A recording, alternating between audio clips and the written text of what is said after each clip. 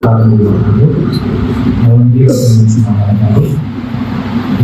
సమయం పెద్దలు పిలిచిన మహాదాతని చీరలు అందరికీ నిర్వహించాలనుకుంటున్నాను.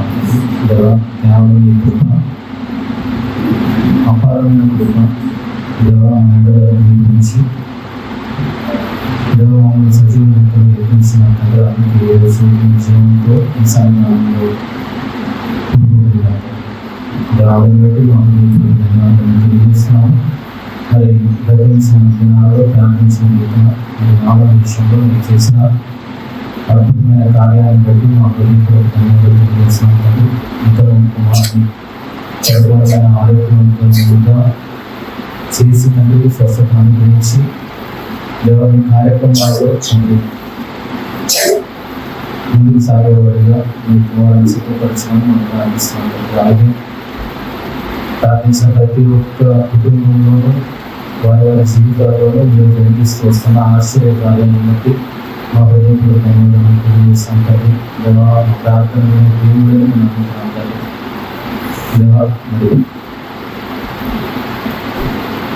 మరి మా ప్రతి మనవిని ఆలోచిస్తూ మా పట్ల నెరవేరుస్తున్న మీకు నేను ఏం చేయగలను అనేది మా అందరూ మేము ఆలోచించగలిగే స్థితిలో ఉంటే సహాయం చేశాను. అదే వివేచన లోపానికి లేదు. మీకు ఉన్మానంగా వివేచన కలిగి దేవాలయంలో సంతోషపెట్టే వాళ్ళని ఉంటే సహాయం చేశాను. దేవాలయంలో ఆసక్తితో మీ సన్నిధానాలు కూడుకున్నట్టుగా మరి మీదైనా మాటలను ఇంప్రూవ్ చేసి మీరైనా అనుకోమని ప్రార్థిస్తుంది. మరి మాటలు తండ్రి ఆలోచన చేసే వాళ్ళకి సహాయం చేసాను ప్రార్థిస్తుంది. మీ గొప్పతనాన్ని మీ ఉన్నతత్వాన్ని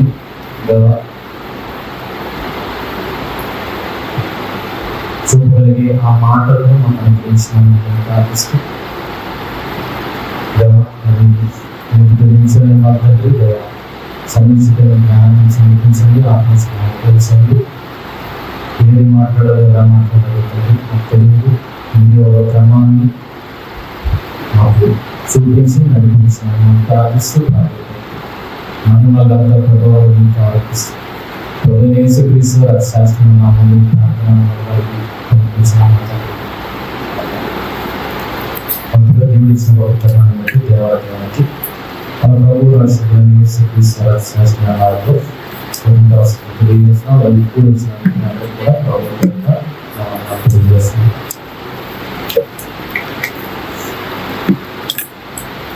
ఈరోజు ఒక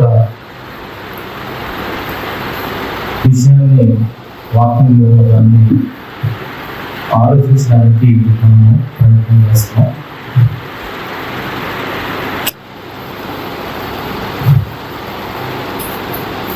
మత్తయి సువార్త 28వ అధ్యాయము మత్తయి సువార్త 28వ అధ్యాయము 19-20 వర్షాలను మనం చూడగలిగితే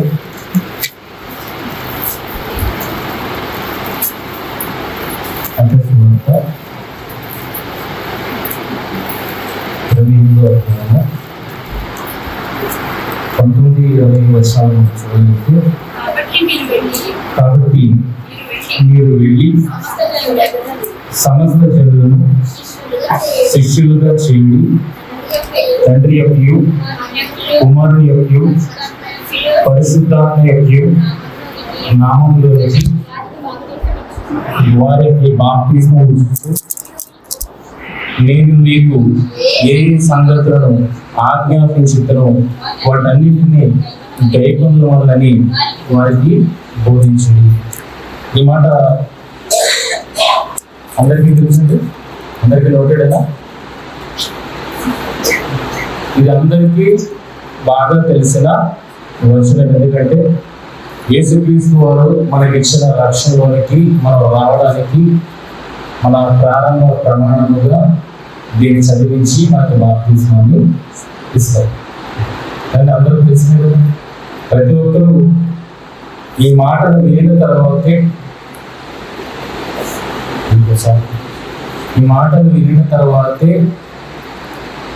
మీ ఒప్పుకోలను దేవునికి తెలియజేస్తూ బాప్తిసం అనే ఆ విధిలో ప్రతి ఒక్కరు పాల్గొంటారు కదా. మరి మాటను బట్టి బాప్తిసం పొందిన మనము ఈ మాటని అసలు అర్థం చేసుకున్నాము అన్న విషయాన్ని ఈరోజు మీ ముందు లేవనెత్తుతున్నాను. కాబట్టి మీరు వెళ్ళే సమస్త జనులను శిష్యులుగా చేరి తండ్రి యొక్క కుమారుని యొక్క పరిశుద్ధాత్మ యొక్క నామములోనికి వారికి బాప్తిసం ఇచ్చేవారు. మరి మాటను చదువుకున్నాం కదా.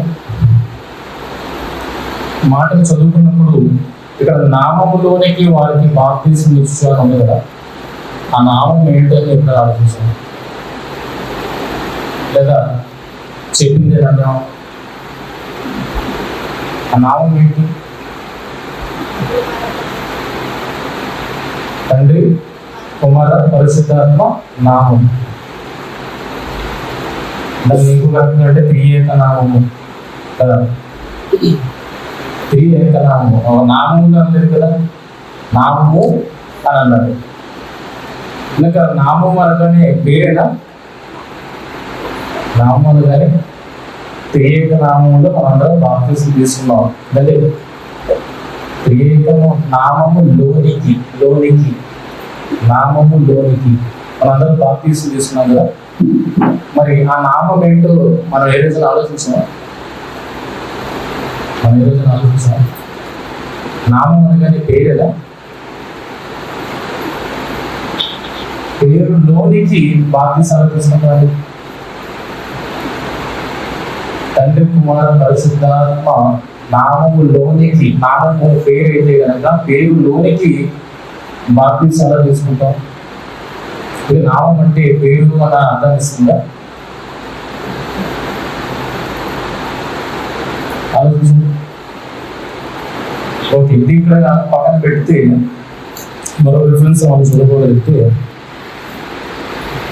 లూకాసు వార్త 21వ అధ్యాయము 17వ వచనము.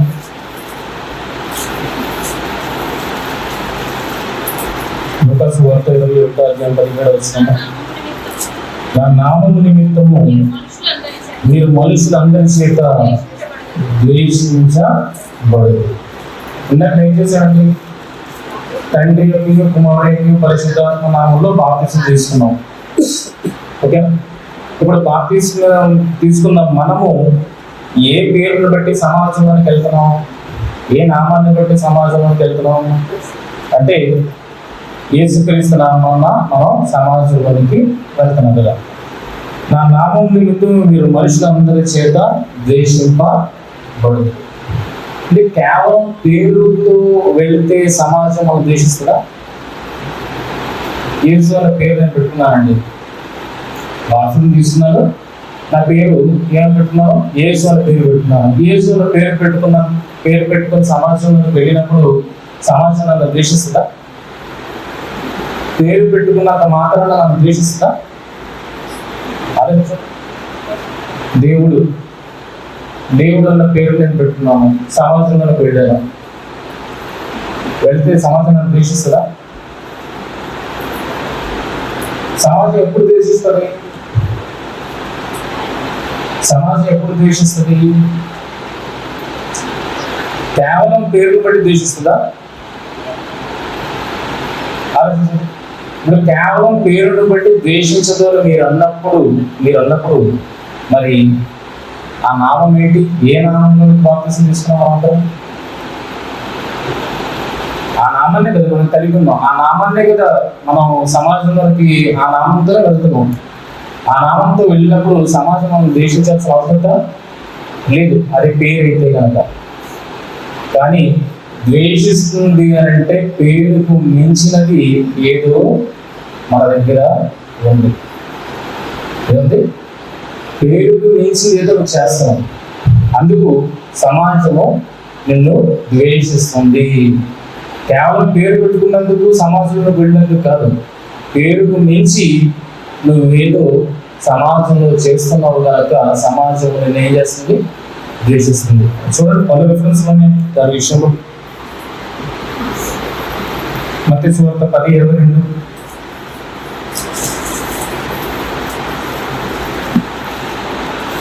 మత్తయి సువార్త 10:22. మత్తయి సువార్త 10:22. మీరు నా నామం నిమిత్తం అందరి చేత ద్వేషింపబడుదురు, అంతం వరకు సహించిన వాడు రక్షింపబడును. మళ్ళీ ఇంకొక రెఫరెన్స్ లో మనకి ఏం కనబడుతుంది? నా నామం నిమిత్తము అంటున్నాడు. అంటే క్రైస్తవుడు అలా పేరును పెట్టుకొని సమాజంలో వెళ్ళినప్పుడు సమాజం ఉద్దేశించారు. ఆలోచించండి, పేరు పెట్టుకుంటే ద్వేషిస్తుందా? పేరు పెట్టుకున్న మాత్రం ద్వేషిస్తుందా? అది కూడా ఏమన్నాడు? మీరు నా నామం నిమిత్తం అందరి చేత ద్వేషింపబడదు, అంతం వరకు సహించిన వాడు. అంటే ఎంతవరకు ద్వేషిస్తుంది సమాజం? పేరు పెట్టుకుంటే అంతం వరకు ద్వేషిస్తుందా? అంటే పేరు పెట్టుకుని కొంత ద్వేషిస్తే కొంతకాలం ద్వేషించవచ్చు. ఇప్పుడు నేను మా ఇంట్లో బాప్టిజం తీసుకున్న తర్వాత క్రైస్తవుడిని అన్న విరుద్ధితో వెళ్ళాను అనుకోండి, నువ్వేంటరా మమ్మల్ని మా నమ్మకాలన్నింటినీ వదిలేసి అందులో వెళ్ళిపోయేవారి ఎంతకాలం ద్వేషిస్తుంది? కొంతకాలం ద్వేషిస్తుంది. ఎందుకంటే కొంతకాలం అయిన తర్వాత వాళ్ళు అలవాటు పడిపోతారు, ఆ పేరుకి అలవాటు పడిపోతారు, ఇంకా మర్చిపోతారు. తర్వాత సర్లే ఏదో పేరు మార్చుకున్నాడు అని అనుకుంటారు. కానీ ఇక్కడ దర్శనంలో చూడగలిగితే ఏముంది? అంతం వరకు సహించిన వాడు రక్షింపబడినంటే అంతం వరకు ద్వేషించే మీరు ఏం కనబడుతుంది సమాజానికి? మీరు అందరూ గుర్తించకూడదు సమాజం. ఆలోచించారు, ఏం చూస్తుంది సమాజం? మనలో పేర్లు చూస్తుందా? ఇంకేదైనా చూస్తుందా? ఇంకేదైనా చూస్తుందా? చూడండి, మత్తయి సువార్త 24:9.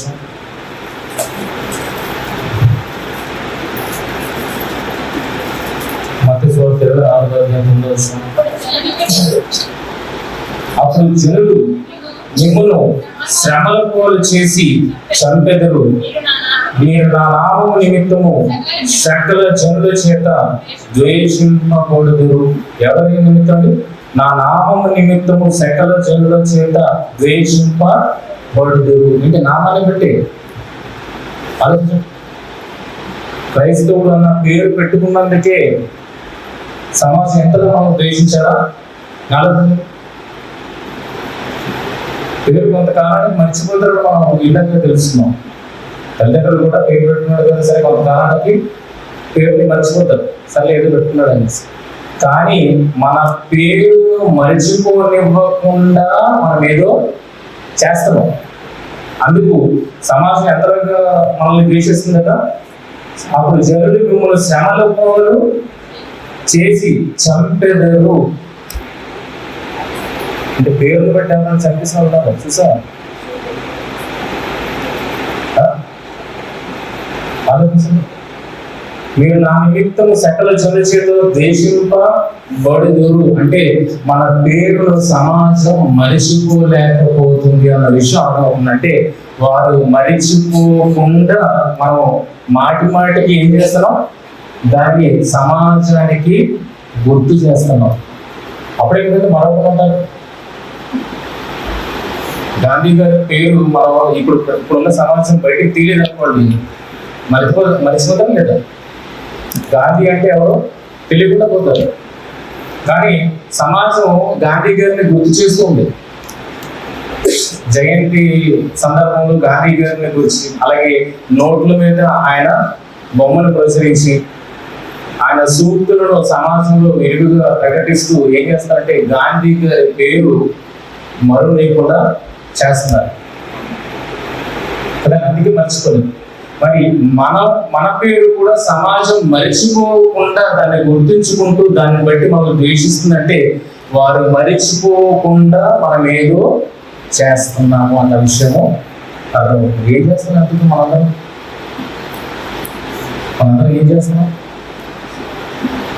క్రైస్తవులను పేరు పెట్టుకుని నిమ్మలంగా ఉన్నావా? నిమ్మలంగా ఉన్నావా? ఆ పేరు మర్చిపోద్ది. ఆ పేరు సమాజం మర్చిపోతుంది కొంతకాలానికి. కానీ మర్చిపోకుండా గుర్తుంచుకొని చివరి వరకు నిన్ను చంపడానికి కూడా వెనుకాడట్లేదు, నిన్ను చివరి వరకు ఇబ్బంది పెడుతున్నారంటే ఆ పేరు సమాజానికి ఏదో గుర్తు చేస్తుంది అన్న విషయము మనకి అర్థం అంటే వాళ్ళు మర్చిపోకుండా మనం ఏం చేస్తున్నాం, దాన్ని మాటి మాటికి మనం గుర్తు చేస్తున్నాం. ఏ రకంగా గుర్తు చేస్తున్నాం చెప్పుకోరా? మన పేరు మనం చెప్పుకోరా? మరలా గుర్తు చేస్తున్న సమాజానికి ఇందులోనే మన అర్థం ఉంది. మనం చదివిన దానికి అర్థం ఉన్నది. ఏం చదువుకున్నాం? మత్తయి సువార్త 28, 19, 20 వచనాలు ఏం చదువుతున్నాం? తండ్రి యొక్క, కుమారుని యొక్క, పరిశుద్ధాత్మ యొక్క నామము లోనికి, నామము లోనికి. ఏంటి నామము లోనికి బాప్తిసం తీసుకోవడం? ఏంట నామం? కేవలం నామాన్ని బట్టి సమాజం మనం ద్వేషిస్తుందా? కేవలం నామాన్ని బట్టి మనం చదువుతుందా? కేవలం అది పేరుగా భావిస్తే ఆ పేరును బట్టి మనల్ని చివరి వరకు ద్వేషిస్తుందా అంటే అది పేరుకు మించి ఏదో ఉంది అన్న విషయాన్ని మనకి తెలియజేస్తుంది. పేరుకు మించి ఏదో ఉంది. నామములోనికి అన్నాడు కదా, అది నామము అన్నది పేరు మాత్రము కాదు, అది పేరుకు మించి ఏదో సూచిస్తుంది. అందుకే సమాజం దాన్ని ఓర్వలేక ఆ నామాన్ని కలిగి ఉన్న వారిని చివరి వరకు హింసిస్తుంది, ద్వేషిస్తుంది, అవసరమైతే చంపడానికి కూడా సిద్ధపడుతుంది. ఎందుకు ఏంట నామము? ఈరోజు దాన్ని తెలుసుకోవడానికి మనం ప్రయత్నించాలనుకుంటున్నాం. మీకు అర్థం చేయించడానికి ప్రయత్నం చేస్తున్నాను. అర్థం చేసుకోవడానికి మరి మీరు కూడా ఆలోచించండి. 1 పేతురు 4:4. పేతురు మొదటి పత్రిక 4వ అధ్యాయం 4వ వచనం.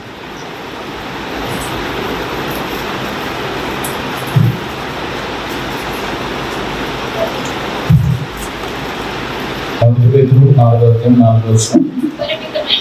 అపరిమితమైన ఆ దుర్వ్యాపారమునందు తమతో కూడా మీరు పరిగెత్తకపోయినందుకు వారు ఆశ్చర్యపడుచు మిమ్మల్ని దూషించుచున్నారు. పైన ఏం చదువుతున్నాడు? నా నామము నిమిత్తము సకల జనుల చేత మీరు ద్వేషింపబడుతున్నారండి, అవసరమైతే దూషిస్తారు కూడా. ఇక్కడ ఏమన్నాడు? మీరు పరిగెత్తకపోయినందుకు, తమతో కూడా మీరు పరిగెత్తకపోయినందుకు వారు ఆశ్చర్యపడుచు మిమ్మల్ని దూషించుచున్నారు. ఏ విషయంలో ఆశ్చర్యపడుతున్నారు? ఏ విషయంలో ఆశ్చర్యపడుతున్నారు? ఆశ్చర్యపడడమే కాకుండా మిమ్మల్ని ఏం చేస్తారట? దూషిస్తున్నారట. ఏది వారికి ఆశ్చర్యాన్ని కలిగిస్తుంది? అలా ఆశ్చర్యాన్ని కలిగించడమే కాకుండా వారితో పరిగెత్తకపోయేందుకు మనలను దూషిస్తున్నారు కూడా. ఏంటి మనలో ఏం కనబడుతుంది? ఏం కనబడుతుంది? అపరిమితమైన 4వ అధ్యాయం 3వ వచనం చూడండి. ఏమంటారు? ఇంకా పైన చదువుతాం, మనం 1 నుండి చదువుతాం. క్రీస్తు శరీరమందు శ్రమపడిన గనుక మీరును అట్టి మనసును ఆయుధముగా ధరించుకోండి.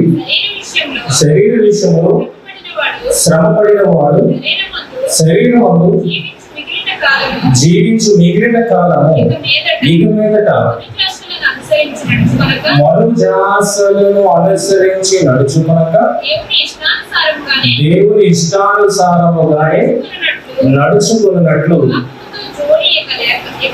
పాపముతో జోలి ఏమీ లేక ముందును మనము పోకిరి చేష్టలు, దురాశలు, మద్యపానము, అల్లరితో కూడిన ఆటపాటలు, తాగుబోతుల విందులు, చేయతగని విగ్రహ పూజలు మొదలైన వాటి అందు నడుచుకొనొచ్చు అన్ని జనుల ఇష్టము నెరవేర్చుటకు గతించిన కాలమే చాలును. ఇప్పుడు ప్రస్తుతంలోకి వచ్చారు. గతించిన కాలం నుండి ఇప్పుడు ఎక్కడికి వచ్చాం? ప్రస్తుతంలోకి వచ్చాం. ప్రస్తుతంలో ఏమన్నారు చూడండి. అపరిమితమైన దుర్వ్యాపారమునందు తమతో కూడా మీరు పరిగెత్తకపోయినందుకు వారు ఆశ్చర్యపడుచు మిమ్మల్ని ద్వేషించుచున్నారు. దేనికి ఆశ్చర్యపడుతున్నారు? పేరు మార్చున్నారు కదా. లేదా నేను ఈ పేరు పెట్టుకున్నాను సమాజానికి చెప్పినందుకు కాదు. దేనికి ఆశ్చర్యపడుతున్నారు? ఒకప్పుడు గతించిన కాలంలో నువ్వు ఏం చేసావు?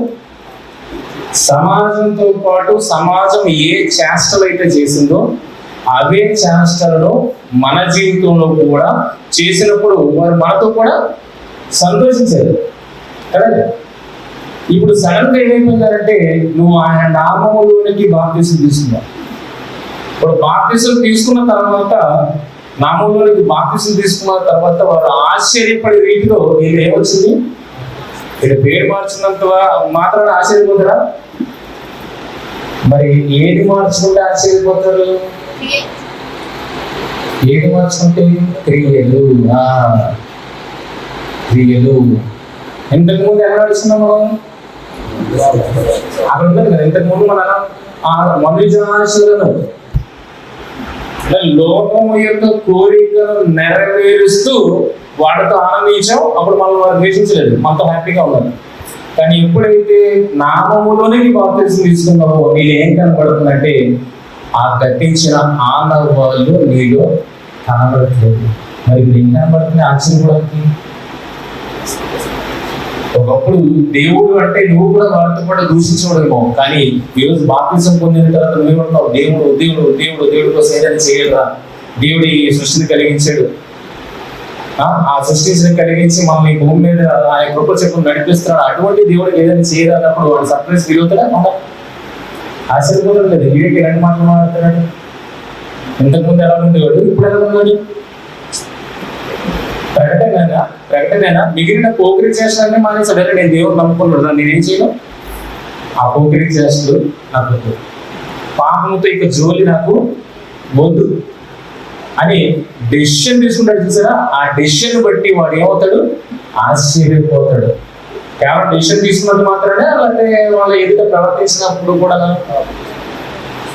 వాళ్ళ ఎదుట వాళ్ళగా ప్రవర్తించినప్పుడు ఆనందించారు. ఇప్పుడు వాళ్ళ ఎదుట వాళ్ళకి వ్యతిరేకంగా ప్రవర్తించినప్పుడు, అంటే దేవుడికి ఇష్టంగా ప్రవర్తించినప్పుడు వాళ్ళు ఏం చేస్తారు? వాళ్ళను దూషిస్తున్నారు.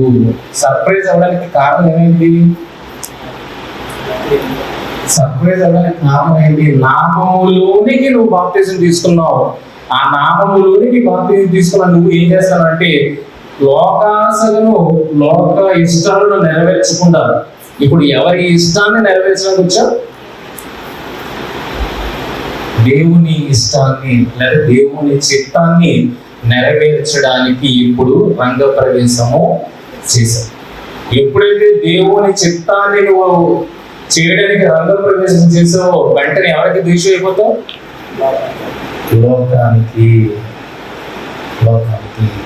అంటే మనలో ఏం చూసి వారు ద్వేషిస్తున్నారు? మనల్ని ఏం చూసి అంతం వరకు వాళ్ళు ద్వేషిస్తున్నారు? మనలో ఏం చూసి వాళ్ళు మనల్ని చంపాలని చూస్తున్నారు, మనల్ని హింస పెట్టాలని చూస్తున్నారు? అంటే కేవలం పేరు కాదు మన ఏది, మనల్ని ఏది చూసి సాధించలేకపోతుంది లోకం? దేవుని చిత్తాన్ని మనము జరిగించడం చూసి లోకము సహించలేకపోతుంది. అదే విధంగా 4 ఏముంది? అపరిమితమైన దుర్వ్యాపారము నందు తనతో కూడా మీరు పరిగెత్తకపోయినందుకు వారు ఆశ్చర్యపడుచు మిమ్మల్ని దూషించుచున్నారు. ఎందుని బట్టి దూషిస్తున్నారు? ఎందుని బట్టి మనం చంపాలనుకుంటున్నారు? ఎందుని బట్టి మనం హింస కలిగించాలనుకుంటున్నారు అంటే వాళ్ళు మరచిపోకుండా మనం ఏం చేస్తున్నాం? అన్నిటికీ ఏం చేస్తున్నాం? దేవుని చిత్తాన్ని మన జీవితంలో నెరవేరుస్తూ వారికి గుర్తు చేస్తున్నాం, నేను దేవుని వాడను అని. అందుకే వాళ్ళు మర్చిపోలేకపోతున్నారు, జీర్ణించుకోలేకపోతున్నారు, మన మీద అక్కసు వెళ్ళ గొప్పుతున్నారు. ఎందుకంటే మనం ప్రతిరోజు ఏ కార్యాలు తిరుగుతామా? పేరు చెప్పుకొని తిరుగుతామా? వాళ్ళు ఎలా గుర్తు చేసుకుంటున్నారు? మనం పేరు చెప్పుకొని తిరుగుతున్న సమాజంలో లేదు. మనం ఏది చేస్తూ తిరుగుతున్నాం? దేవుని చిత్తాన్ని మన జీవితాల్లో నెరవేరుస్తూ తిరుగుతున్నాం కనుక అనుక్షణం లోకం మనల్ని ఏం చేస్తుంది?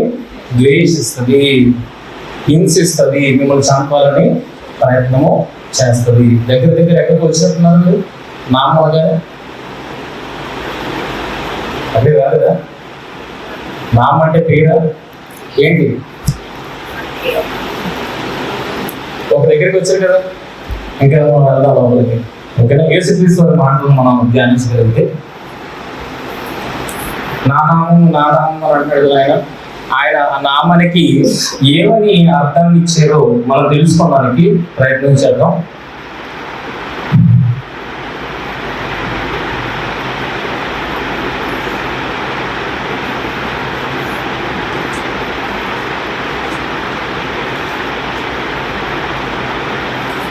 సువార్త 5వ అధ్యాయం 42 నుండి 44 వచనాలు.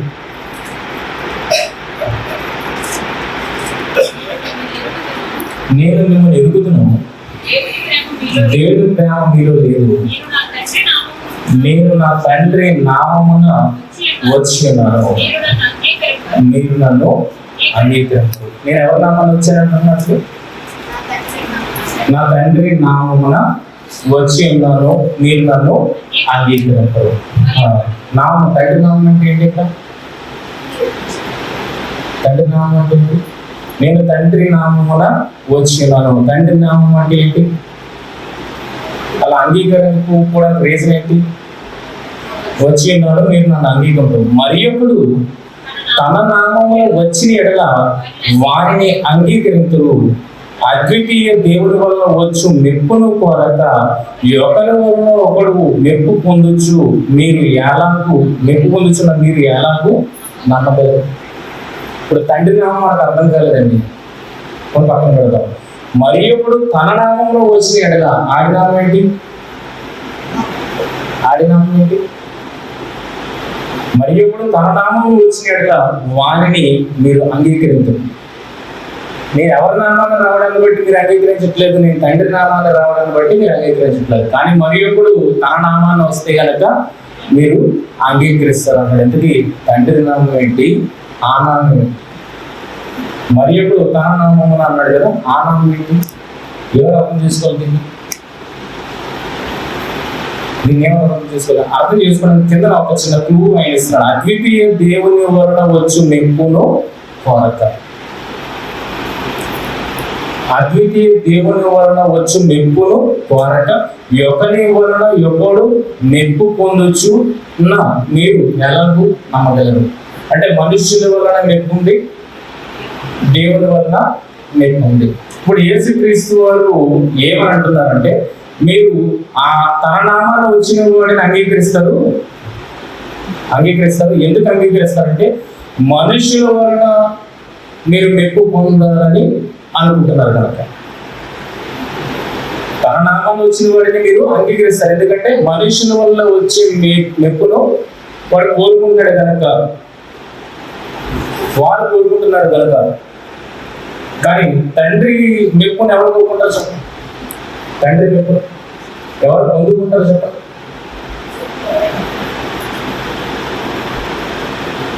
తండ్రి నామాన్న వచ్చిన వాడు తండ్రి మెప్పును పొందుకుంటాడు, వాడి నామాన్ని వచ్చిన వాడు మనుషుల మెప్పును కోరుకుంటాడు కదండి. అంటే తన నామాన్ని వచ్చిన వాడు ఎవరి మెప్పును కోరట్లేదు, దేవుని మెప్పును కోరట్లేదు. ఎవరి మెప్పును కోరుతున్నాడు? మనుషుల మెప్పును కోరుతున్నాడు. కానీ యేసుక్రీస్తు వారు తండ్రి నామాన్ని వచ్చిన వాడు ఏ మెప్పును కోరుకుంటున్నాడు? తండ్రి మెప్పును కోరుతున్నాడు. ఒకటి మెచ్చుకోవాలంటే ఏం చేయాలి? మనం ఒక మనిషి అయినా దేవుడైనా మనల్ని మెచ్చుకోవాలంటే మనం ఏం చేయాలండి? వారికి ఇష్టమైన పనులు చేయాలి కదా. చూడండి, యోహాను సువార్త 12వ అధ్యాయం 43వ వచనం. వారు దేవుని మెప్పు కంటే మనుషుల మెప్పును ఎక్కువగా అపేక్షించి. పైన చదవమా, ఎందుకు అది అంటున్నాడు? అయినను అధికారులలో కూడా అనేకులు ఆయన యందు విశ్వాసం ఉంచిరి గాని సమాజంలో నుండి వెలివేయబడుదురేమో అని పరిశీలకు భయపడి వారు ఒప్పుకోలేదు. అంటే అధికారం పోతుంది అన్న దురుద్దేశముతో ఏది సత్యమైనా దాన్ని ఒప్పుకోలేదు. ఆలోచించండి. అలా ఒప్పుకుంటే దేవుని వల్ల మెప్పు వచ్చేది కదా వాళ్ళకి. విశ్వసించారు. రైటే, ఈయన దేవుని పంపగా వచ్చిన వాడు అన్న ఒక మాటను విశ్వసించారు. కానీ విశ్వసించిన అటుపక్కకు తిరగలేదు. ఎందుకంటే వీళ్ళు ఏది కావాలనుకుంటారు, మనుషుల మెప్పు కావాలనుకుంటున్నారు కనుక వాళ్ళు దేవుని పక్కకు తిరగలేదు. వాళ్ళు ఏం కోరుకున్నారట? వారు దేవుని మెప్పు కంటే, దేవుని మెప్పు ఎప్పుడు వస్తుంది? దేవుని పక్కన తిరిగినప్పుడు దేవుని మెప్పు వస్తుంది. కానీ వీళ్ళు ఏం కోరుకుంటున్నారు? దేవుని మెప్పు కంటే మనుషుల మెప్పుని ఎక్కువగా ఆపేక్షించున్నారంటే వారిని అధికారంలో ఉంచిన వారి ఇష్టాన్ని నెరవేర్చడానికి ఇష్టపడతారు తప్పితే దేవుడి ఇష్టాన్ని నెరవేర్చి దేవుని మెప్పును పొందుకోవాలని ఇష్టపడతారు. ఈ మీనింగ్ని బట్టి మీకు ఎప్పుడు వస్తుంది? ఇష్టాన్ని నెరవేర్చినప్పుడు. ఇప్పుడు తండ్రి మెప్పును కోరక నేను నా తండ్రి నామాన్ని వచ్చాను, వాడు వాడి నామాన్ని వచ్చాడు. నేను తండ్రి నామాన్ని వచ్చి తండ్రి మెప్పును పొందుకుంటున్నాను, వాడు వాడి నామాన్ని వచ్చి మనుషుల మెప్పును పొందుకుంటాడంటే అక్కడ ఏమున్నది? యేసుక్రీస్తు వల్ల ఏముంది? తండ్రి ఇష్టం ఉంది కనుక తండ్రి మెప్పును పొందుకుంటున్నాడు. వాడులో వాడి ఇష్టం ఉంది కనుక మనుషుల మెప్పును పొందుకుంటున్నాడు. అంటే అర్థమైతే కదా? ఇప్పుడు తండ్రి నామాలు రావడం అంటే నామం మన దగ్గర ఏమర్థం అవుతుంది? తండ్రి ఇష్టము మీద వచ్చిన వాడు. నామం అంటే ఏంటి అర్థం అవుతుంది? ఇందాక కొద్దిగా అర్థమైంది కదా, ఇప్పుడు క్లారిటీగా అర్థం అవుతుంది. ఏంటి నామం అంటే? ఏంటి? నా తండ్రి చిత్త ప్రకారము వచ్చిన వాడను నేను. నా ఇష్టాన్ని నెరవేర్చుకోవడం నేను రాలేదు, నా తండ్రి చిత్తమును నెరవేర్చుటకు నేను వచ్చి ఉన్నాను. చూడండి, యోహాను సువార్త 5వ అధ్యాయము 30వ వచనం. నా అంతటా నేను ఏమీ చేయలేదు, నేను వినట్లుగా తీర్పు తీర్చుతున్నాను. నన్ను పంపిన వారి చిత్త ప్రకారమే చేయకూడదు కానీ నా ఇష్ట ప్రకారం చేయకూడదు కనుక నా తీర్పు న్యాయమైనది. ఎవరి చిత్తాన్ని నెరవేర్చడానికి యేసుక్రీస్తు వచ్చారంటే తండ్రి చిత్తము. అంటే నేను తండ్రి నామమును వచ్చి ఉన్నానన్న దాంట్లో మీనింగ్ ఏముందంటే నేను తండ్రి చిత్తము కొరకే ఈ భూమి మీదకి వచ్చాను. చూడండి, అది ఎక్కడ ఉంది? నేను తండ్రి నామంలో వచ్చిన 6:41, 5:41, 42 చూడండి. యోహాను సువార్త 5. నేను మనుష్యుల వలన మహిమ పొందుకోవడానికి కాను. మనుషుల వల్ల ఎప్పుడు మహిమ పొందుతాడండి? తన ఇష్ట ప్రకారం వస్తే, తన నామాన్ని వస్తే మనుషుల మెప్పును పొందుతాడు. కానీ యేసుక్రీస్తు ఏమంటారు? నేను మనుషుల వల్ల మెప్పు పొందుకోవడను కాను, నేను నా మహిమను వెతకట్లేదు. ఎవరి మహిమను వెతుకుతున్నాను? దేవుని మహిమను వెతుకుతున్నాను, దేవుని మెప్పును కోరుకుంటున్నాను కనుక ఎలా వచ్చానంటాడు? 41.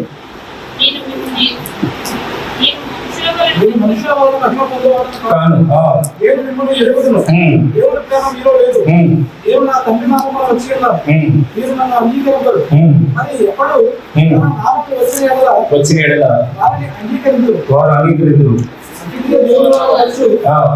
మెప్పును కోరక ఒకరినొకడు మెప్పు పొందుచున్నారు, మీరు ఎలాగూ నమ్మగలరు.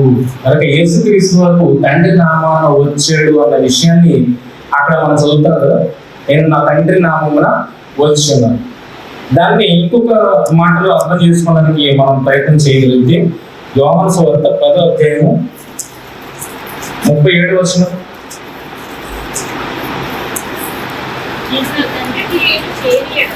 నీవు నా తండ్రి క్రియలు చేయని ఎడల నన్ను నమ్మకుడి, చేసిన ఎడల నన్ను నమ్మకులను.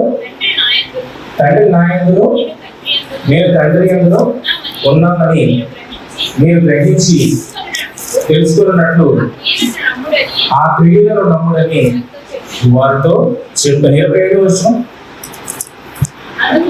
అందుకే యేసు మీతో చెప్పింది కానీ మీరు నమ్మరు.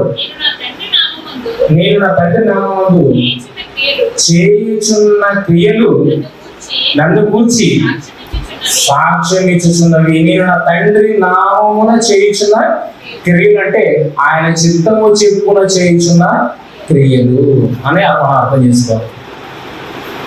నేను నా తండ్రి నామమున వచ్చి ఉన్నాను అన్నాడు కదా. నేను తండ్రి యొద్ద నుండి వచ్చి ఉన్నానన్న విషయాన్ని ఎలా తెలుసుకోవచ్చు మీరు? నా క్రియలకు మీరు అర్థం చేస్తే ఆ క్రియలు ఎవరు పంపగా వచ్చిన వాడు చేయగలడు మీకు అర్థమైపోతుంది. అలాగే ఈ రెండు మాటలను బట్టి మాకు ఏమర్థమవుతుందంటే ఈ తండ్రి నామమున వచ్చాడని యేసుక్రీస్తు వారు ఏదైతే చెప్తారో ఆ నామానికి మీనింగ్ ఏమి ఇస్తారు? తండ్రి చిత్తము అన్న మీనింగ్ ని ఇస్తున్నారు. తండ్రి చిత్తము. ఇప్పుడు యేసుక్రీస్తు వారు తండ్రి నామాన వచ్చారు కదా. హెబ్రీ పత్రిక 10వ అధ్యాయము. హెబ్రీ పత్రిక 10వ అధ్యాయము.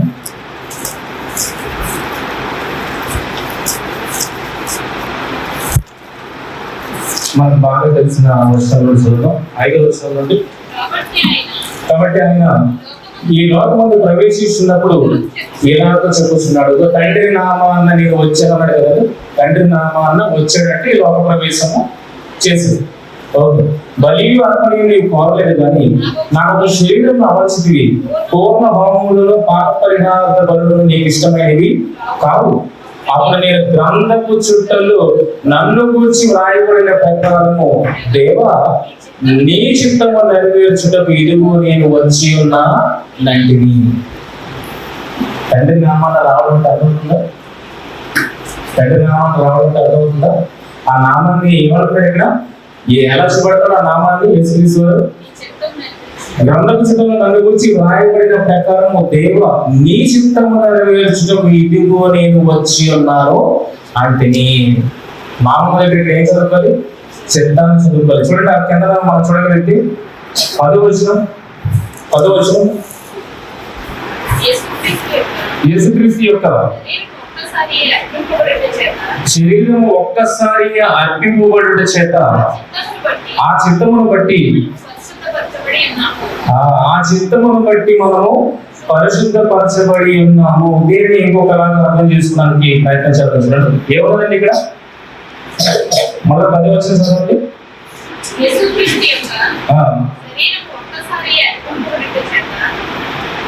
శరీరం ఒక్కసారి అర్పింపబడుట చేత ఆ చిత్తమును బట్టి ఏ చిత్తమును బట్టి అండి? ఆ చిత్తమును బట్టి. ఏ చిత్తం? ఆ చిత్తం తండ్రి చిత్తం. తండ్రి చిత్తాన్ని బట్టి మనం ఏమంట?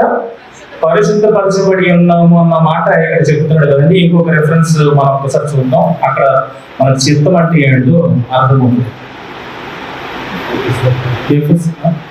అదేలా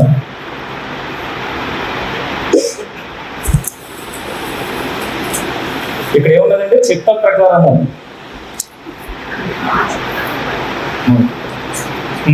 కొరింథీ పత్రిక 1 కొరింథీ పత్రిక 6వ అధ్యాయం 11వ వచనం. 1 కొరింథీ పత్రిక 6వ అధ్యాయం 11వ వచనం. బాగా చేసిన హెబ్రీ 10 నుండి మన ఎక్కడికెళ్ళినప్పుడు 1 కొరింథీ 6:11 వెళ్ళాం. మీలో కొందరు అట్టి వారి ఇంటిని కానీ ప్రభువైన యేసుక్రీస్తు నామమునను, మీరు అర్థం చేసుకోండి, నామమునను మన దేవుని ఆత్మయందును మీరు కడుగబడి పరిశుద్ధపరచబడిన వారి నీతిమంతులుగా తీర్చబడేది. ఎవరి నామాన్న పరిశుద్ధపరచబడిన వారు? అక్కడ క్రీస్తు నామమునను తన దేవుని ఆత్మయందును మీరు కడుగబడి పరిశుద్ధపరచబడిన వారే. ఇక్కడ నామం ఉందా? నామంలో ఏమవుతాం? పరిశుద్ధ పరచబడుతుంది. హెబ్రీ 10:10 ఏమో చూడండి. హెబ్రీ 10:10 ఏముంది? యేసుక్రీస్తు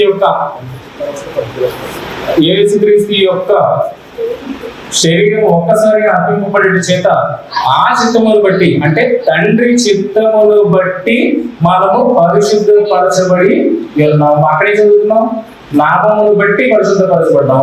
ఇక్కడ ఏముంది? తండ్రి చిత్తాన్ని బట్టి పరిశుద్ధపరచబడ్డాం. అంటే నామము ఈక్వల్ ఏమొస్తుంది? నామం ఈక్వల్ ఏమొస్తుందండి? చిత్తము వస్తుంది. అందుకే పేరును బట్టి సమాజం మనల్ని గుర్తించట్లేదు. దేన్ని బట్టి గుర్తిస్తుంది మనల్ని? మీరు దేవుని వారు అన్నది దేవుని చిత్తాన్ని మన జీవితాలలో బ్రతుకున్నంత వరకు మనం కనపరచడాన్ని బట్టి సమాజం ఏం చేస్తుంది? మనలను దూషిస్తుంది. వాళ్ళు మర్చిపోలేకుండా చేస్తుంది. వాళ్ళు మనల్ని మర్చిపోనివ్వకుండా ఏం చేస్తుందంటే ఆయన చిత్తం మన జీవితంలో నెరవేర్చడం వాళ్ళు జీవించుకోలేకపోతున్నారు. అందుకే చివరి వరకు చంపడానికి ఇష్టపడుతున్నారు, దూషిస్తున్నారు, ద్వేషిస్తున్నారు, చంపడానికి కూడా ప్రయత్నిస్తున్నారు. అలాగా మనం మర్చిపోకుండా ఏం చేస్తుందంటే మనలో ఏం జరుగుతుంది? మనలో ఏం జరిగిస్తాం? దేవుని చిత్తాన్ని మనము నెరవేరుస్తున్నాం. అందుకే ఎందులోని మనం బాప్తిసం తీసుకున్నా తెలిసేప్పుడు తండ్రి యొక్క, కుమారుని యొక్క, పరిశుద్ధాత్మ యొక్క చిత్తములోనికి, నామములోనికి మీనింగ్ లేదు సార్. నామములోనికి తీసుకుంటే ఏమంది? కానీ అదే చిత్తములోనికి తీసుకున్నారు కదా. చిత్తములోనికి తీసుకున్నారు గనక ఇప్పుడు మీ జీవితంలో చిత్తము నెరవేరుతుంది గనక క్రీస్తుని అలాగైతే లోకం ద్వేషిస్తుందో మిమ్మల్ని కూడా అలాగే లోకము ద్వేషిస్తుంది. నేను నా తండ్రి నామాన్ని వచ్చాను మీరు అంగీకరింపుడు అంటుంది. ఇప్పుడు మనం కూడా అదే నామాన సమాజంలోకి వెళ్తున్నప్పుడు మనల్ని అంగీకరిస్తున్న సమాజం అర్థం. ఇప్పుడు నామం అంటే ఏమవుతుంది? చిత్తము. ఇంకా అర్థం చేసే ప్రయత్నం చేస్తాను మీకు. యోహాను సువార్త 12వ అధ్యాయము 27 వచ్చిన.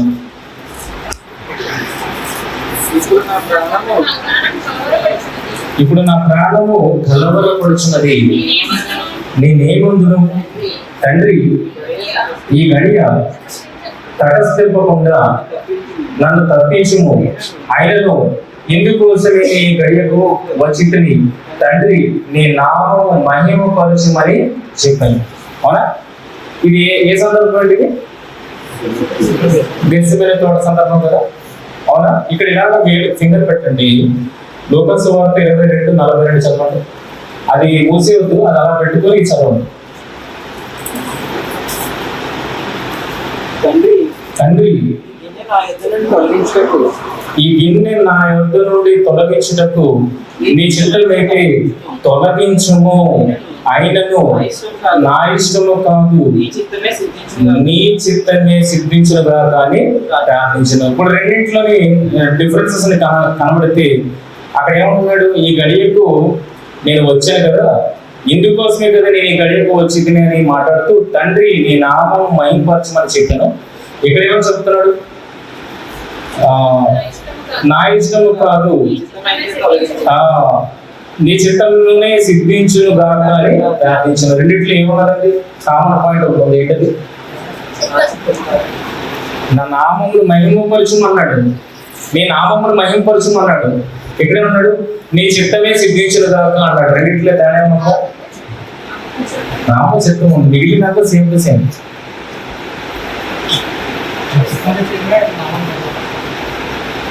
నామము దగ్గర ఇప్పుడు చిత్తం పెట్టుకోండి. ఆ చిత్తం పెడితే దేవా నేను ఈ రకంగా వెళ్తే నీకు మహిమ వస్తుంది అనుకుంటే దీనినే మేడల జరిగించు. సింపుల్ కదా. కనుక నామం మన దగ్గర యేసుక్రీస్తు మాటలలో మనకి ఏం కనబడుతుందంటే ఆయన చిత్తము అన్న విషయము కనబడుతుంది. ఇప్పుడు నామం అన్నాం కదా, అర్థం కలగకుండా ఉన్నాం. కానీ ఇప్పుడు చిత్తం అని పెట్టుకోండి. ఇప్పుడు చిత్తం అని పెట్టుకుంటే ఎన్ని వచనాలు నాకు అర్థం అవుతాయో మీరు ఇప్పుడు చదువుతూనే ఉంటే ఆ చిత్తమే వస్తుంది ప్రతిదీ. ఎఫెసీ పత్రిక 1వ అధ్యాయము 5వ వచనం.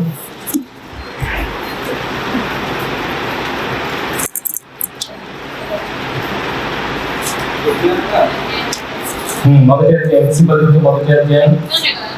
ఎట్లనగా తన ప్రేమియందు తాను ఉచితముగా మనకు అనుగ్రహించిన కృప మహిమకు కీర్తి కలుగునట్లు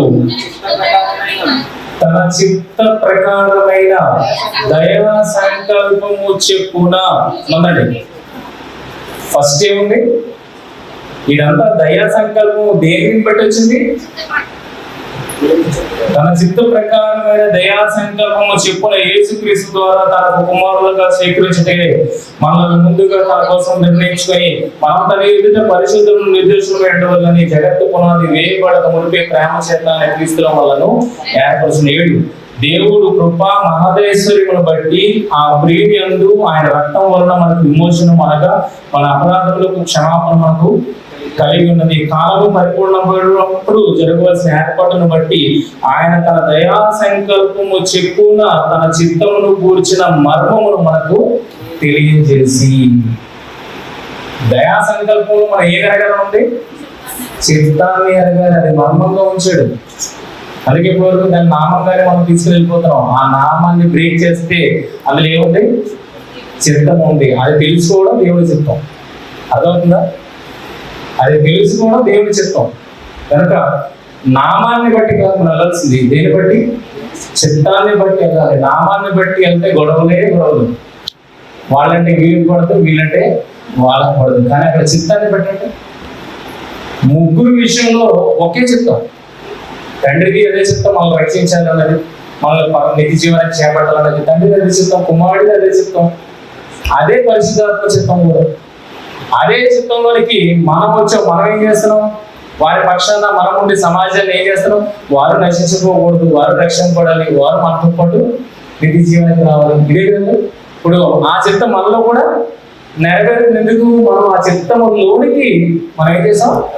బాప్తిస్మము తీసుకున్నాం. కనుక మనలో కూడా అదే చిత్తము కనబడుతుంది. చూడండి, చిత్తాన్ని బట్టి ఆలోచిస్తే అందరం కలిసి ఉన్నట్టు కనబడుతుంది. కానీ నామాన్ని బట్టి ఆలోచిస్తే అందరూ విడిపోతున్నట్టుగా కనబడుతుంది. నేను అర్థం కాక కొట్టుకొని ఈరోజు ఎన్నో గొడవలకు దారి తీస్తున్నారు. కానీ అది చిత్తం అని అర్థమైతే మనిషి ఆలోచన విధానం మారుతుంది.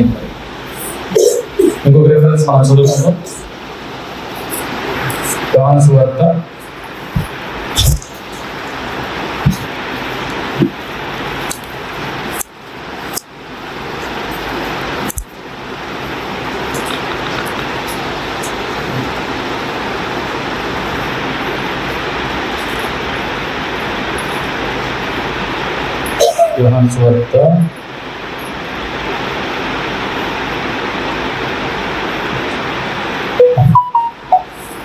7వ అధ్యాయం 16-18 వచనాలు.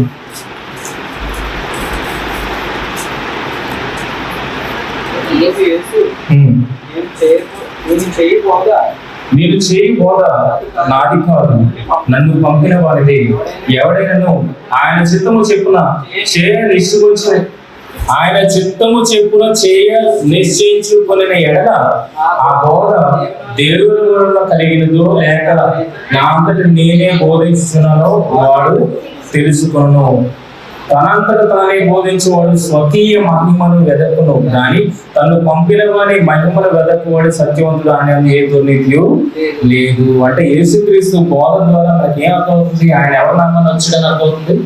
తండ్రి నామాన్న తండ్రి చిత్తము చెప్పున వచ్చిన వాడు తండ్రి బోధన చేస్తున్నాడు అన్న విషయము ఎవరికి అర్థమవుతుందట? ఇప్పుడు ఆయన పంపగా వచ్చిన వాడని మనకు ఎలాగ అర్థమవుతుంది? మనము ఆయన చిత్తంలోనికి వెళ్ళగలిగితే, ఆయన చిత్తాన్ని అర్థం చేసుకోగలిగితే యేసుక్రీస్తు వారి బోధ ఎవరి చిత్తాన్ని బట్టి చేస్తున్నాడు అన్న విషయము అర్థమవుతుందని చెప్తున్నాడు. ఇక్కడ అర్థమవుతుందని చెప్తున్నాడు. ఇక్కడ ఏమన్నాడు? తనంతటి తానే బోధించేవాడు అంటే ఇందాక ఎవరు వచ్చాడు? తన నామమున వచ్చేవాడిని మీరు అంగీకరిస్తారన్నాడు కదా. వాడు తన నామాన్ని రావడం అంటే ఏంటి? దాని అర్థం తనంతట తానే బోధించేవాడు స్వకీయ మహిమను వెదకును, కానీ తను పంపిన వారిని మహిమను వెదకువాడు సత్యవంతుడు. అంటే యేసుక్రీస్తు వారి ఈ విషయం ఏమంటే సత్యవంతుడు. ఎందుకంటే ఆయన మహిమను వెదకట్లేదు, ఆయన ఇష్టాన్ని నెరవేర్చుకోవట్లేదు. ఎవరి ఇష్టాన్ని నెరవేర్చడానికి ఆయన తాపత్రయపడుతున్నాడు? చనిపోయినంత వరకు ఆ తండ్రి చిత్తాన్ని నెరవేర్చడానికి ఆయన తాపత్రయపడుతున్నాడు. కనుక ఆయనకి మెట్టు వలన వచ్చింది, దేవుని వలన వచ్చింది. రోమపత్రిక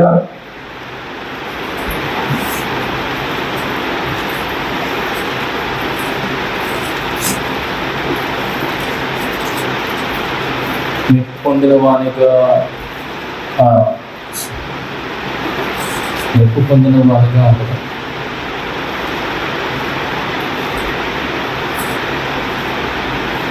అపోస్తలుల కార్యములు 2వ అధ్యాయం 22వ వచనం. అపోస్తలుల కార్యములు 2వ అధ్యాయం 22వ వచనం. అప్పుడు వేగముగా వీచు బలమైన గాలి వంటి ఒక ధ్వని ఆకాశం నుండి అపొస్తలులు 2:22 ఇశ్రాయేలు వారులారా ఈ మాటలు వినుడి, దేవుడు నజరేయుడగు యేసు చేత అద్భుతములను మహత్కార్యములను సూచక్రియలను మీ మధ్యను చేయించి ఆయనను తన వలన మెప్పి పొందిన వారిగా మీకు కనబరచును. ఇది మీరే ఎరుగుదురు. యేసుక్రీస్తు వారికి మెప్పు ఎలా వచ్చింది? ఎవరి మెప్పును పొందుకున్నాడు యేసుక్రీస్తు వారు? దేవుని మెప్పును కోరుకున్నాడు. ఎందుకు దేవుని మెప్పును ఆయన పొందుకోగలిగాడంటే ఆయన ఏం నెరవేర్చాడు? దేవుడి ఇష్టాన్ని ఆయన జీవితంలో నెరవేర్చాడు కనుక దేవుని వల్ల ఆయన ఏం పొందుకున్నాడు? మెప్పును పొందుకున్నాడు. ఆయన తన మెప్పును పొందుకున్నాడని బట్టి ఆయన జీవితంలో ఎవరి చిత్తం నెరవేరుతుందో తెలుస్తుంది? దేవుని చిత్తం. రోమపత్రిక 2వ అధ్యాయం 18వ వచనం. రోమపత్రిక 2వ అధ్యాయం 18వ వచనం. ఆయన చిత్తం ఎరిగి ధర్మశాస్త్రములో ఉపదేశం పొందిన వాడవే శ్రేష్టమైన వాటిని మెచ్చుకొనిచున్నాను కావా? 18వ వచనం ఏముంది? ఆయన చిత్తం ఎరిగి అన్నదా? ఆ చిత్తం ఎరిగి అన్నది పట్టుకోండి. 29కి రండి. అయితే అంతరంగమందు యూదుడైన వాడే యూదుడు, మరియు సున్నతి హృదయ సంబంధం అనేది ఆత్మ జరుగునేదే గాని అక్షరం వలన జరుగునది కాదు. అట్టి వారికి మెప్పు మనుష్యుల వల్ల కలుగుదు, దేవుని వల్లనే కలుగును. ఆ చిత్తాన్ని జరిగించే వాడికి మెప్పు ఎవరు వస్తాడా? ఈ 2 రిఫరెన్స్ కలిసి చదవండి. ఇప్పుడు పైన చిత్తం ఎరిగాడు, అది శ్రేష్టమైన అనుకున్నాడు, దానిని జరిగించాడు, దానివల్ల మెప్పు ఎవరి వల్ల పొందాడు? దేవుని వల్ల పొందాడు. కనుక ఆయన జీవితంలో దేవుని మెప్పును పొందుకోవడానికి ఏం చేశాడు? తండ్రి చిత్తాన్ని నెరవేర్చాడు అన్న విషయం మనకి అర్థమవుతుంది. ప్రేమ వల్ల మరొక రిఫరెన్స్ మనం చదవగలిగితే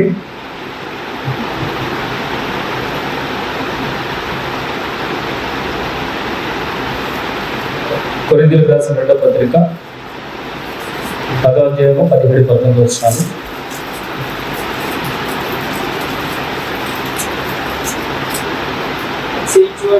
అతిశయించువాడు ప్రభువునందే అతిశయింపునడు.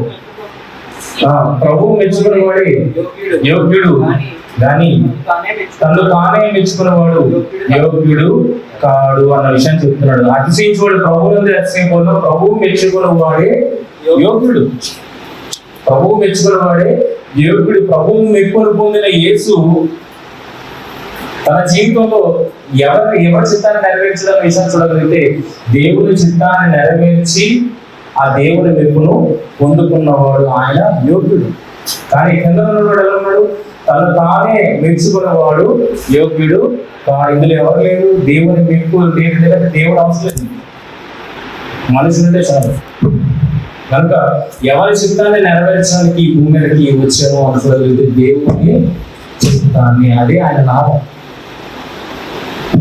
ఆయన నామంలో పంపబడిన యేసు అని చెప్పి ఆ నామానికి ఏం చూడంటే ఆయన చిత్తం నెరవేర్చడమే నామం అయితే కనుక ఈరోజు మన జీవితాల్లో కూడా ఏముంది?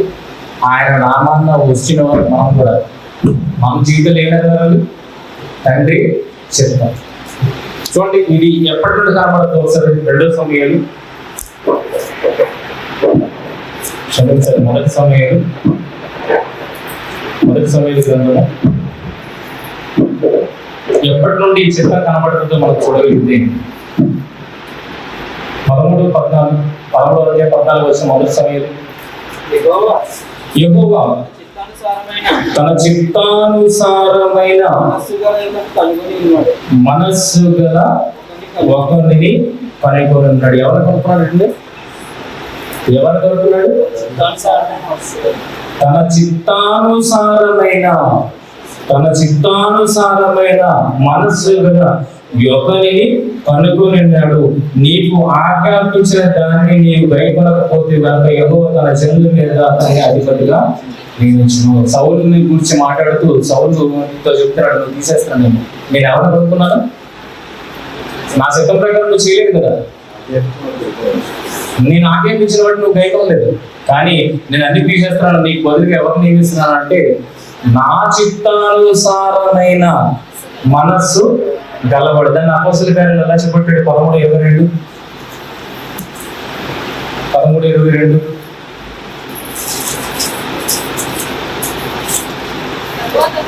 తర్వాత కుమారుడిని తొలగించి దావీదును వారికి రాజుగా ఏర్పరచును.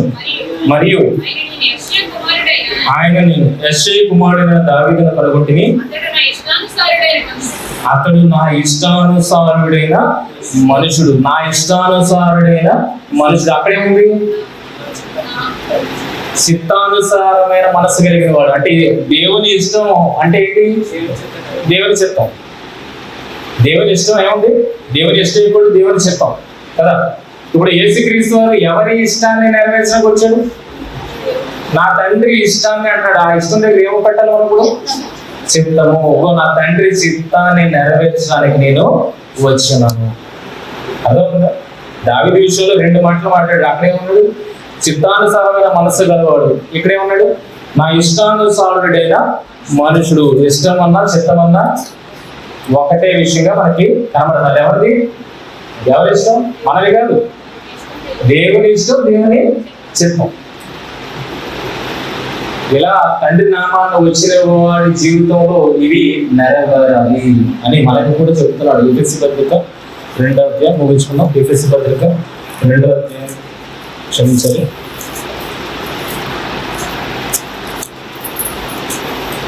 ఎఫెసీ పత్రిక 4వ అధ్యాయము 20వ వచనం నుండి. అయితే మీరు యేసుని గురించి విని 17వ వచనం నుండి మనం చదువుకున్నాం. కాబట్టి అనుజనులు నడుచుకున్నట్లు మీరు ఇక మీదట నడుచుకోవలదని ప్రభువునందు సాక్ష్యం ఇస్తున్నాను. అంటే ఫస్ట్ మనం చదువుకున్నాం కదా, 1 పేతురు 4:1-4 చదువుకున్నాం కదా. సేమ్ సందర్భం ఇక్కడ మనకు కనబడుతుంది. కాబట్టి అనుజనులు నడుచుకున్నట్లు మీరు ఇక మీదట నడుచుకోవలదని ప్రభువునందు సాక్ష్యం ఇస్తున్నాను. వారైతే అందమైన మనస్సు గలవారి. నీకు అలాగుంటది, నాకు ఇలా ఉంటుంది. అందమైన అంటే అందంగా ఉన్నారని కాదు, గుడ్డి. అందమైన మనస్సు గలవారి తమ హృదయ కాఠిన్యము వలన తమలో ఉన్న అజ్ఞానము చేత దేవుని వల్ల కలుగు జీవంలో నుండి వేరుపరచబడిన వారి తమ మనస్సునకు కలిగిన వ్యర్థతను అనుసరించి నడుచుకొనిచున్నారు. అంటే మనం ఎలా ఉన్నామంట? మన ఇష్టాన్ని నెరవేర్చుకునే వారంగా ఉన్నాం. మన ఇష్టాన్ని నెరవేర్చుకునే వారంగా ఉన్నాం. వారు సిగ్గులేని వారే అండి. మన గురించి మాట్లాడుతున్నాడు. ఇది మన గురించి అండి. వారు సిగ్గులేని వారై ఉండి నానా విధమైన అపవిత్రతను అత్యాశతో జరిగించుటకు తమను తామే కాముకత్వమునకు అప్పగించుకునేది. లోకాశలకు మళ్ళీ మనం అప్పగించేస్తున్నాం. మన ఇష్టాన్ని నెరవేర్చుకోవడానికి గత కాలంలో తాపత్రయపడ్డాం. కానీ ఇప్పుడైతే మీరు యేసుని గురించి విని ఆయన యందు సత్యము ఉన్నట్టుగానే ఆయన యందు ఉపదేశింపబడిన వారైన ఎడల మీరు అలాగూ క్రీస్తును నేర్చుకున్న వారు కాదు. కావున మునుపటి ప్రవర్తన విషయంలోనైతే మోసకరమైన దురాశల వల్ల చెడిపోవు మీ ప్రాచీన స్వభావం వదులుకొని మీ చిత్త వృత్తి యందు అంటున్నారండి. ఏం మారాలి? మీ చిత్తం మారాలి. మీ చిత్తం ఎంతకుముందు ఎలా ఉండేది? నాది అని ఉండేది.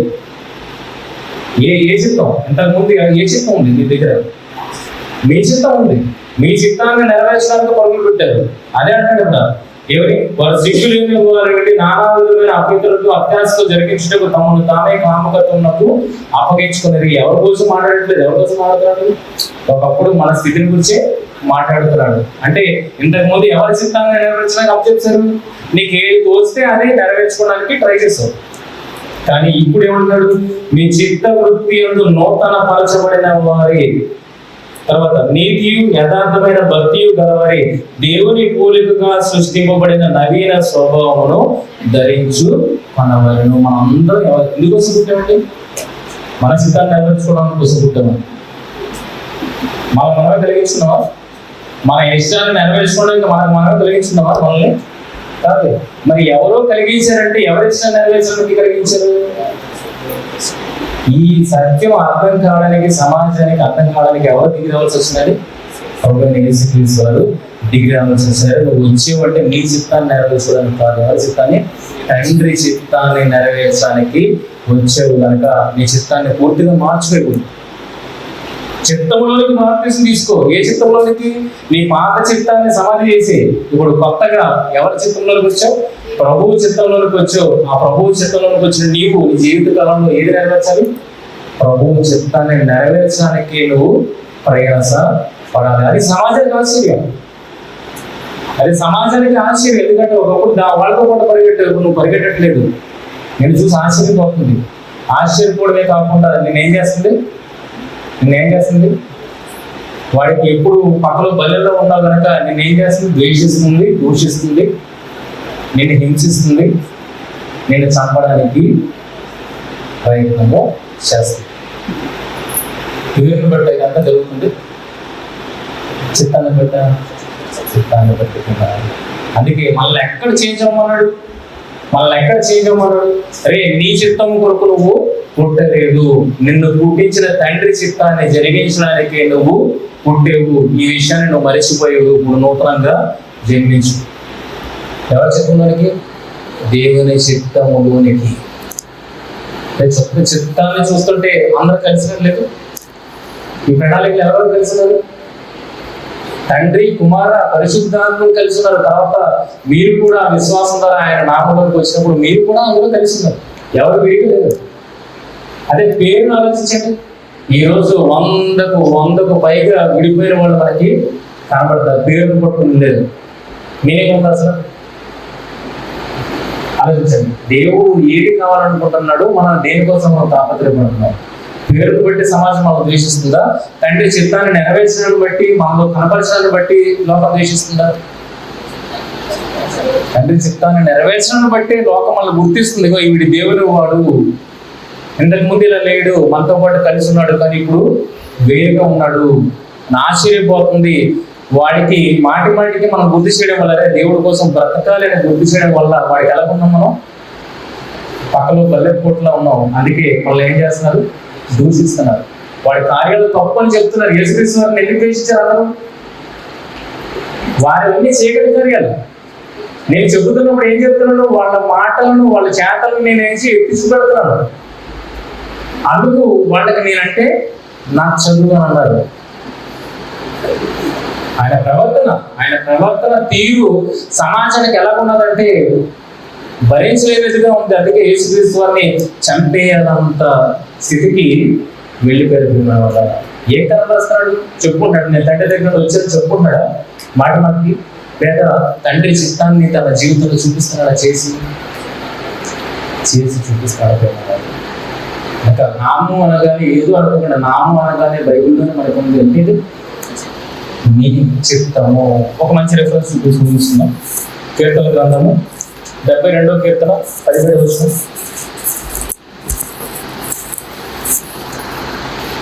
72వ కీర్తన 17వ వచనం. అతని పేరు నిత్యము నిలిచిన, అతని నామము, ఆయన నామము సూర్యుడున్నంత కాలము చిగురించును. ఏంటి? నామము పేరు రెండు ఒకటే కదా? 2 సార్లు ఎందుకు వాడినట్ట? ఆయన పేరు దగ్గర ఏమన్నాడు చూడండి. పేరు దగ్గర పేరు స్టాండర్డ్స్, కానీ నామం దగ్గరికి వచ్చినప్పుడు ఏమన్నాడు? సూర్యుడు ఉన్నంత కాలము చిగుర్చును. సూర్యుడు ఉన్నంత కాలము చిగుర్చేదేంటి? ఒక్కొక్క తరం వస్తూనే ఉంటది.